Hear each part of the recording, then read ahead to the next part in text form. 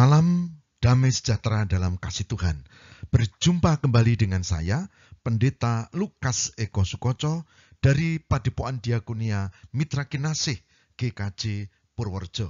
Saudara, saya berharap kasih Tuhan menyertai kita dan kita merasakan, menghayati dan meyakini kasih dan penyertaan Tuhan. Saat ini saudara, kita akan membahas satu tema, yaitu tentang ketekunan dan pengharapan.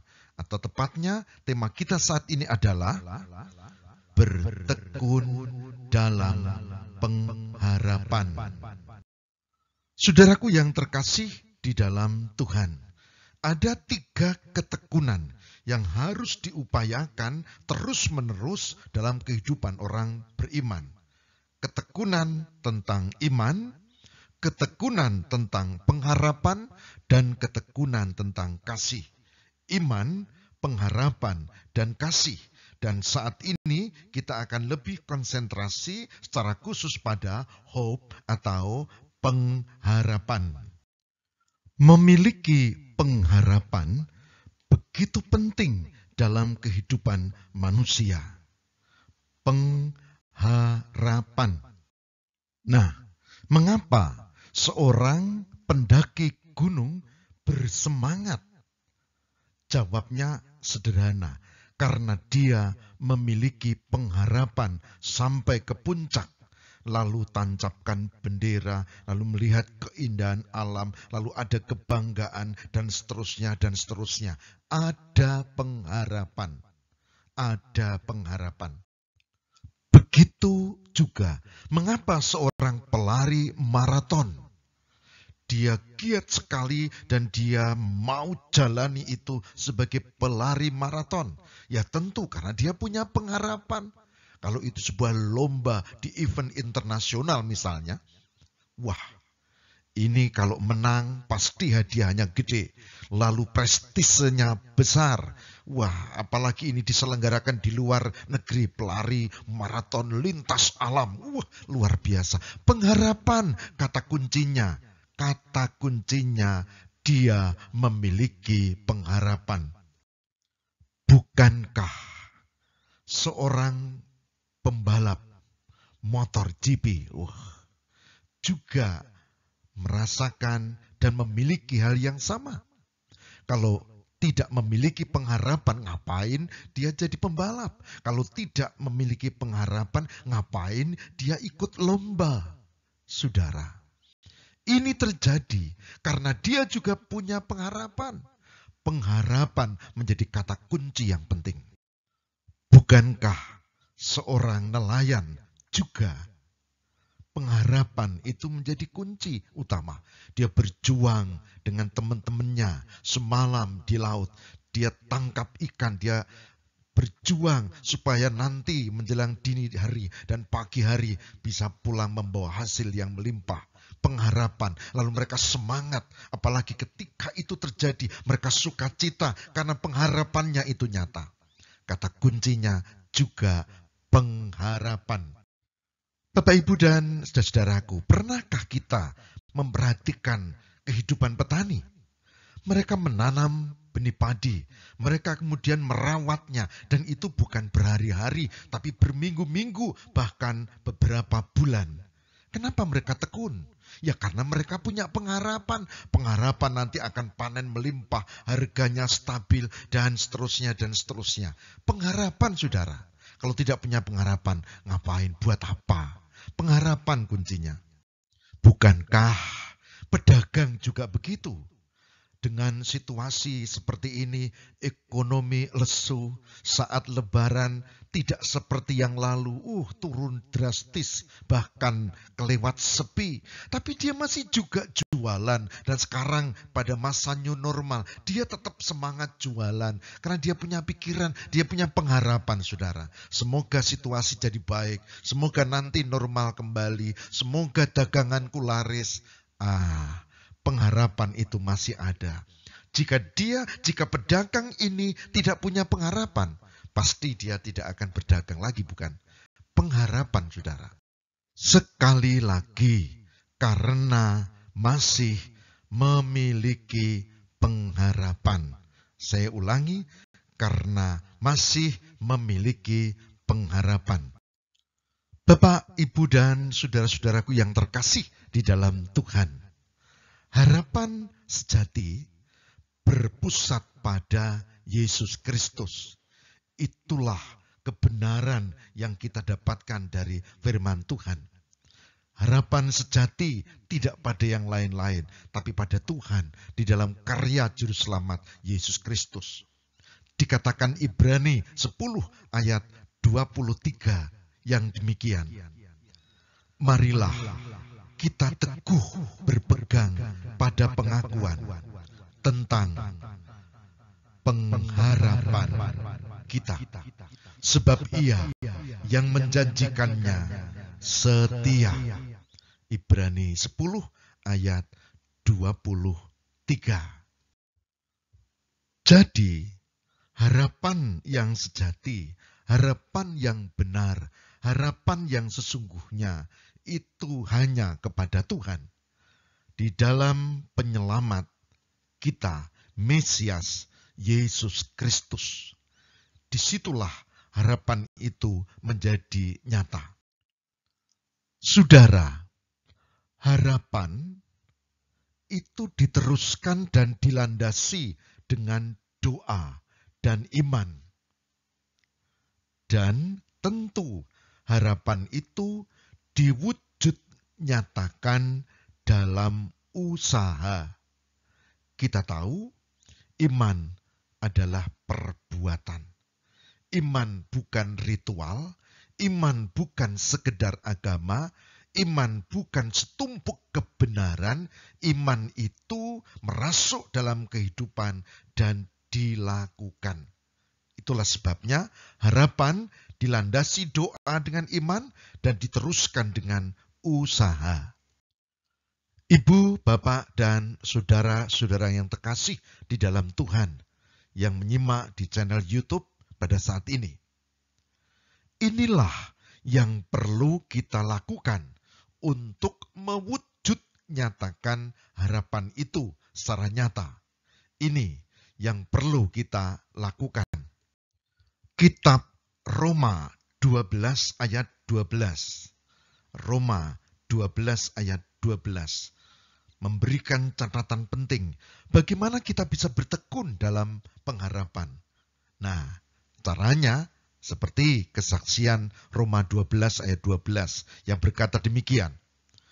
Bersukacitalah dalam pengharapan, sabarlah dalam kesesakan, dan bertekunlah dalam doa. Saya ulangi, bersukacitalah dalam pengharapan, sabarlah dalam kesesakan, dan bertekunlah dalam doa. Inilah firman Tuhan untuk kita. Kita memasuki pembahasan bagian yang pertama. Bersukacita dalam pengharapan. Saudaraku, pengharapanlah yang memberikan kekuatan untuk terus berjalan dalam iman dan ketaatan kepada firman-Nya. Jemaat Makedonia adalah contoh jemaat yang bersukacita dalam pengharapan, sekalipun di tengah kondisi yang tidak baik. Itu ditulis di 2 Korintus 8 ayat 1 dan 2. 2 Korintus 8 ayat 1 dan 2. Dikatakan demikian. Saudara-saudara, kami hendak memberitahukan kepada kamu tentang kasih karunia yang dianugerahkan kepada jemaat-jemaat di Makedonia. Selagi dicobai dengan berat dalam berbagai penderitaan, sukacita mereka meluap, dan meskipun mereka sangat miskin, namun mereka kaya dalam kemurahan. Saudara-saudara, pengharapan itu dari hati, bukan dari dompet. Pengharapan itu dari iman, bukan dari ritual. Pengharapan itu merasuki sanubari, bukan sekedar di pikiran. Maka bersukacita dalam pengharapan adalah langkah awal seorang beriman untuk tekun, untuk menghadapi kehidupan kehidupan dengan segala dinamika, persoalan, masalah, kesulitan, kepedihan, bahkan macam-macam masalah. Bersukacita dalam pengharapan tetap dijaga. Kita masuk pada poin kedua, sabar dalam kesesakan. Poin kedua, sabar dalam kesesakan. Saudara, seorang wanita, seorang ibu yang sakit pendarahan selama 12 tahun, diceritakan di Injil, menghabiskan seluruh hartanya untuk menjalani pengobatan, padahal tidak memberikan hasil seperti yang ia harapkan.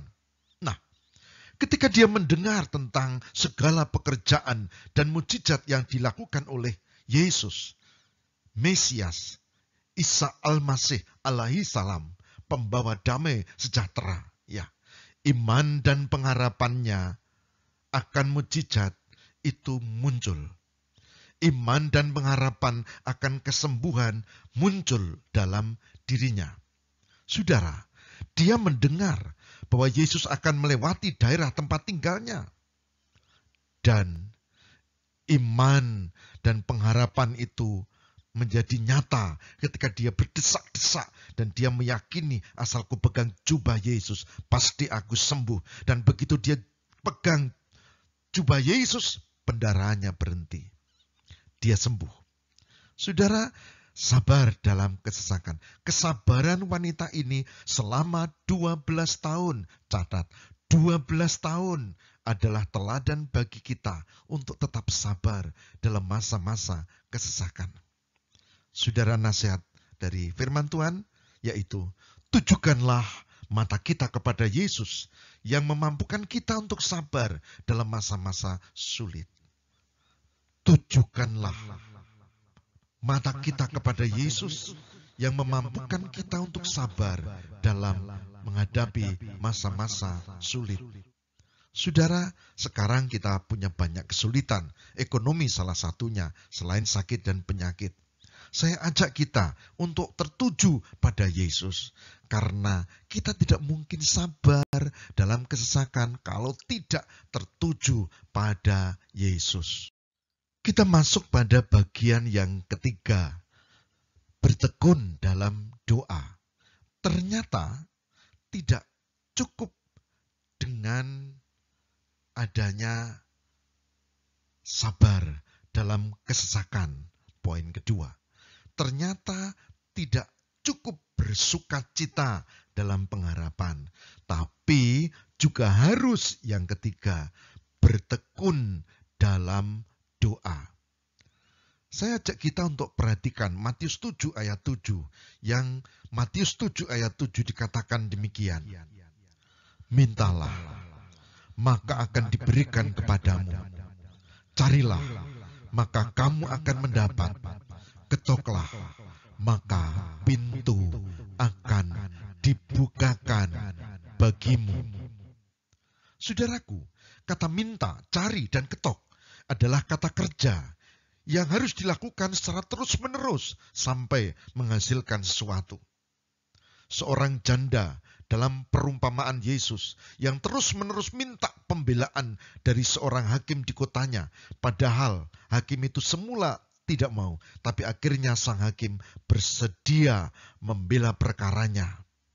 Sekalipun hakim itu tidak takut terhadap siapapun, tapi karena ketekunan janda ini, dia memutuskan untuk membelanya. Saudara, ini perumpamaan. Poin pentingnya adalah Tuhan akan membenarkan orang-orang pilihannya yang terus-terus berdoa dalam ketekunan. Ketekunan. Ibu, bapak, dan saudara-saudaraku yang terkasih di dalam Tuhan. Begitulah bertekun dalam pengharapan menjadi penting di tengah situasi dan kondisi sulit, bahkan yang paling sulit sekalipun. Bertekun dalam pengharapan. Saya membaca kesaksian seorang pendaki gunung yang tersesat dengan beberapa temannya. Mereka bingung. Nah, Teman-temannya ada dua katanya, itu memutuskan berhenti karena mereka semplah, mereka frustrasi, mereka kemudian duduk, bahkan seorang berbaring di tanah. Saudara-saudara, satu orang ini, dia tidak. Dia tetap tekun dalam pengharapan. Dia jalan terus pelan-pelan. Dan dia mencari rumah penduduk terdekat yang akhirnya dia dapat.